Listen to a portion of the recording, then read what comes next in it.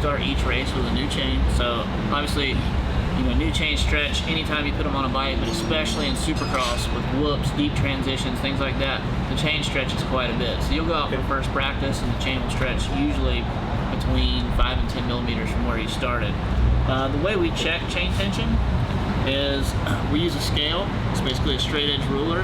Put it on the back side of the chain slider here behind the bolt, and we'll extend the chain up with our finger, and we'll go from the base of the swing arm here, where that chain slider is, to the bottom of the chain, fully extended up. And we generally like the chain to be within 60 to 65 millimeters. That's our range of kind of the safe area that we like to check chain tension at. If you don't have a scale at home, general rule, most people like to go 3 fingers if you don't have anything to use at the time. Generally 3 fingers from the swing arm to the bottom of the chain fully extended. Okay, so let's talk. And to adjust the chain, obviously we have blocks back here with lines laser etched in them to correspond with the swing arm lines. And that's an easy way to gauge an adjustment. But also if you don't have that, or if your axle blocks may not have lines on them, you can take this same scale and measure from, you can slide it between the block into the axle, put it up against the axle, and measure from the back of the swing arm there. And just as long as your adjustments on those are equal, make sure your axle's straight, that's really. Like I said, we check spokes pretty much every time the bike comes off the track. The wheels take a lot of abuse in supercross, whoops mainly, and depending on what kind of track conditions, if the ground is really hard, the track dries out, and you know, it gets really hard and baked, and that's even harder on the wheels. So that's something, we check spokes every time the bike comes off the track. Obviously, once your wheels are kind of broken and seated in, they don't loosen up as much, but a new set of wheels, especially at the beginning of the season, things like that, you'll have to make sure you keep an eye on them because they will loosen up a little bit throughout practice sessions. But what we do, we use a spoke torque wrench, and we actually go through the spokes. I can kind of show you a pattern here. So what we do, when I come to torque the spokes, I'll usually start at the rim lock, put the torque spoke wrench on, torque one, I use my right hand to count 2 spokes, come back down to another one, so it's every 3rd spoke. Count 2 more on the 3rd one, torque it, 3rd one, torque it, and I'll do that process all the way around until I get back to the rim lock. Now once you get back to the rim lock, you're not done. You have to start at the next spoke behind the rim lock. I started at the first one in front of it, so now I'll start at the next one behind it. And go through the same process again. Every 2, bring it there, torque it, same process all the way back around to the rim lock. It's always a good starting point. The last time, we'll go to the 2nd spoke behind the rim lock, do the same process again, count 2, and then go and torque again on the 3rd one. We'll do that both front and rear wheels. It's the same process. We'll go through it, and what that does is it torques the wheel evenly. If there's whether you have side to side, or you have a high spot, or you have any spokes that do loosen up, it pulls the wheel back straight evenly. Because what you don't want to do is, if you do have a spoke loosen up, you don't want to just basically pull on it and torque it, because that will pull the wheel to the right or to the left. So what you want to do is make sure when you do check the spokes, or when you do torque them, you're doing it evenly so it keeps your wheel straight. And you know, obviously not everyone has a torque spoke wrench. We like to use them here in the races, but if you don't have one, there's always a little bit easier method you can use.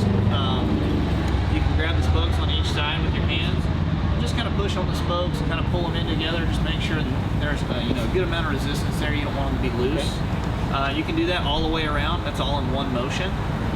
And then if you do have to go back through and tighten anything up, you just make sure you tighten it in that same way, starting from the rim lock every 3rd spoke until you get that whole process completed. So no matter how you check them, you're always going to want to go through and make sure they're tightened like that and keep your wheel straight. Another process too, if you do have a spoke wrench that is not a torque wrench, what you can do is, if you don't feel comfortable pulling the spokes, or you want to do it a different way, you may also take a spoke wrench and you can kind of tap the spokes. It's a little bit more difficult with these, but you kind of hear a good solid sound when you tap them. If you hear, I would say more of a loose rattle sound to the spoke, yeah, kind of like a flat sound. That's what, you know, obviously that spoke's loose, you'll need to torque it or tighten it up. But as long as you stay in that process, no matter how you check them, as long as you stay in that same process, front and rear, to torque them and go through and tighten them up, you'll keep your wheels straight and they'll last a lot longer for you. Generally for supercross, engine oil will go all day. We'll start, fresh when I build the bike, like I was talking about earlier. Put fresh oil in it. And supercross will go all day. There's not a whole lot of time on a supercross engine throughout the weekend. It seems like a lot. They're on the track, off the track, pre-practices, heat race, main, but it's actually about a little under an hour total ride time. So we actually don't change the oil during supercross. However, outdoors is a little bit different story. We'll come in for the first practice, go to the second practice, we'll change oil after second practice before the first moto. We'll change oil after the first moto going into the second moto. So outdoors, it's 35 minutes. It's a lot harder on the bike. It's hot. It's outdoor conditions. They're usually on the throttle the whole time. It's a lot less technical and set up in supercross. So outdoors, we obviously change the oil a little more. And the engine will come out, and after about 3 races, because that'll be about 3 hours time, it'll go back to the shop, get rebuilt. We'll put a fresh one in and fill it with fresh Yamaha oil.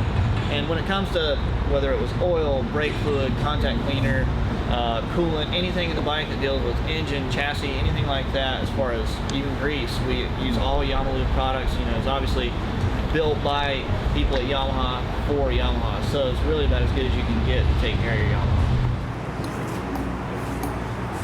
Yeah, everything you see on the bike that says GYTR on it is actually GYTR products that the customer can buy off the shelf. Whether it be clutch components, a basket, a pressure plate, any of the clutch components, the clutch cover, also the ignition cover, we use those. GYTR head, we use that also. GYTR cams, it's all stuff that you can buy through GYTR. So we believe, the GYTR products are good. We obviously put in a lot of testing between any of the products we want to use in the race bikes, and between our engine development program and our riders, they pick what's best, and we went with GYTR products because that was the best that we found. We also use, a few other GYTR pieces. We use a GYTR skid plate to protect the motor. It's got a good, easy fit to it, lightweight, so we like that. Anytime we can try to keep the weight down on the bike, we do that. A couple other pieces, brake line clamps and things like that. GYTR makes a good product on that. Kind of replaces some of the stock pieces, makes it a little simpler, a little bit lighter weight. So we like to do that as well.